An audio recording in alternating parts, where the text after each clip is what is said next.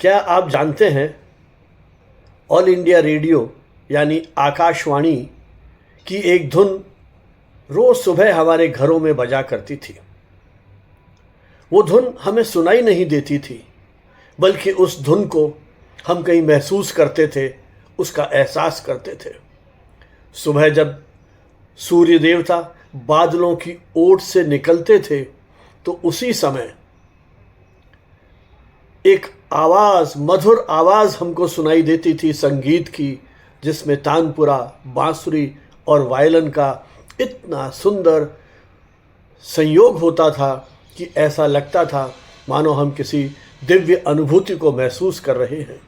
लेकिन क्या आप जानते हैं यह अमर भारतीय धुन किसने बनाई थी?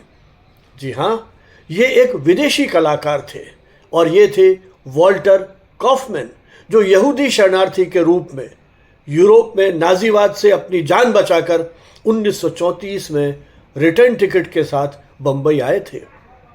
वापस जाने की इच्छा थी, लेकिन भारत ने उनको आत्मसात कर लिया।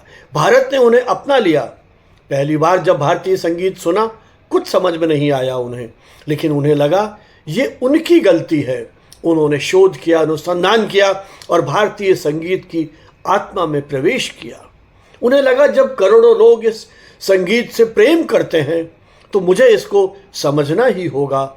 और यहीं से शुरू होता है एक विदेशी दिल का भारतीय सुरों के साथ प्यार।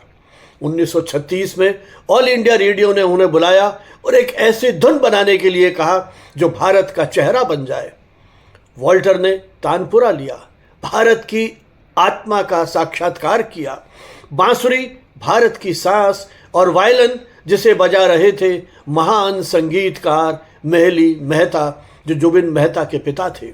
और जन्म हुई भारत की वो अमर सिग्नेचर ट्यून, जो धुन सिर्फ सुंदर नहीं थी बल्कि तकनीक का कमाल था। देश भर के रेडियो इंजीनियर इसी धुन से ट्रांसमीटर की टेस्टिंग करते थे।